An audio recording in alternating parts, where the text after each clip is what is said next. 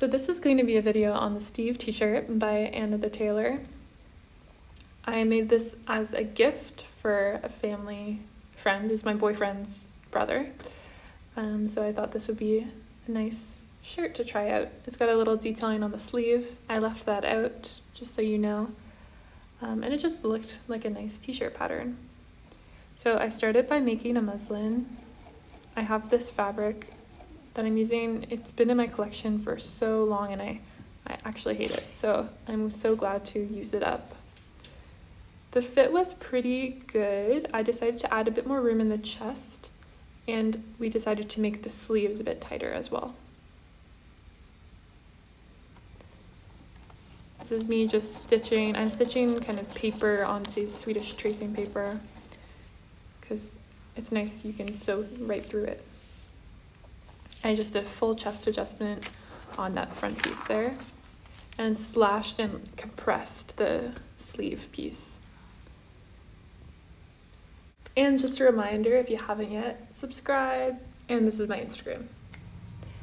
Anyway, here is the fabric that I'm using. I was requested to make a thick cream t-shirt, so I got the thickest jersey that I could find online. It was from this brand called Nature's Fabric. It's 250 grams per square meter. So it was pretty good. I could still probably go thicker. If I can find a 300, I would be willing to try that. And here's the ribbing. I got 1.5 yards of the jersey and 1/2 yard of the ribbing, just so you know. And Nature's Fabrics, they send all these little swatches, so it's so cute. I definitely recommend ordering from them. Anyway, to prep my fabric before I cut everything out, I wash it first and dry it. And this is cotton, so I washed it pretty hot, and then I just go over it with the iron. Here I'm just laying out my fabric. That was the jersey, and then that small piece is the ribbing, and it's way too much ribbing, but that was the minimum amount you had to order. So here's a little dog, Penny. She likes to keep me company. And I started pinning my pieces onto the fabric, but then I realized, the pattern actually calls for the fabric to be folded like this. So I redid it, and this is how it looked. Since both pieces are on the folding it like this will help you save a little bit more fabric, I think. Okay, and here we go, taking the pins out. There are all my pieces. There aren't very many for t-shirts. It's very, very simple. I like to stabilize the shoulders. I read about this tip in Threads, I think. So I just cut a little bit of like knit interfacing and put that on the shoulders, and it helps stabilize them. This is my sewing area right now. And to sew these shoulder seams, I'm just using, it's like the faux serger stitch. So it stitches and finishes the edge in one. Technically, you don't need to finish the edge for knits, but I like to, especially if it's a gift, it looks nicer. Then you fold the neckband wrong sides together and press, and sew the ends together, right sides together. And this clip, I'm just showing you that I'm cutting off about 1.5 centimeters off the edge because it's better to have the neckband be a bit smaller. I was just reading some ratios online. Like I measured the neckline hole and the neckband, and I came to that conclusion. Here, this is a great tip.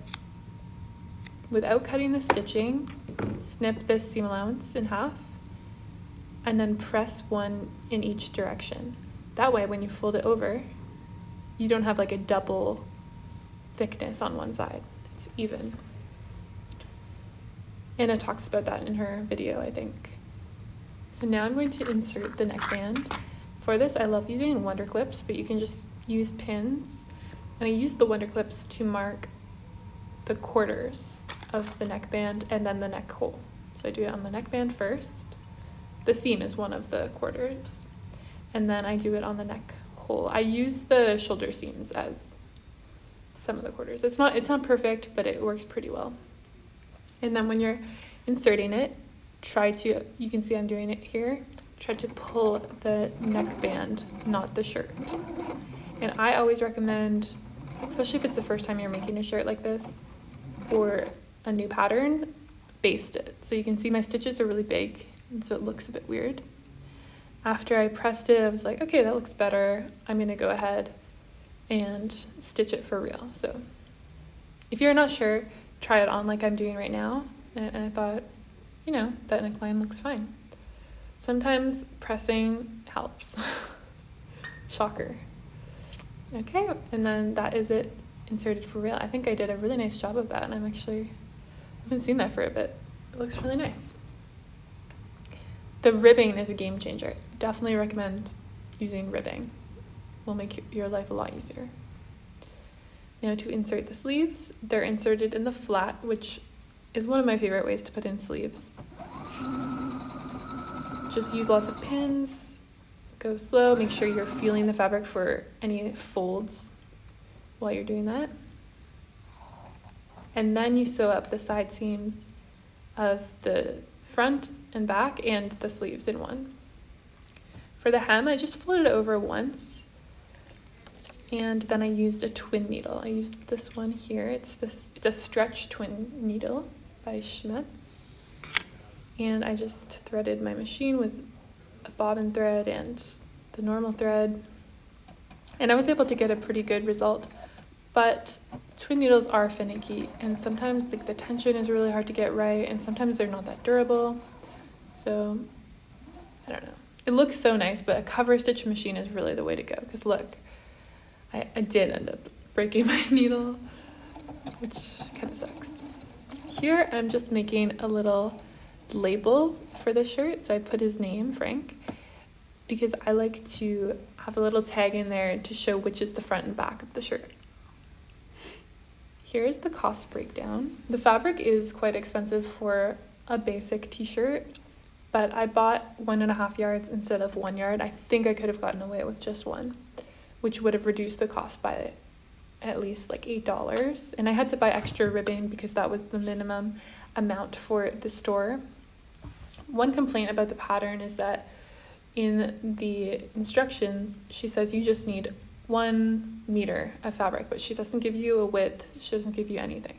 So that's why I erred on the side of caution. Okay, time for the reveal.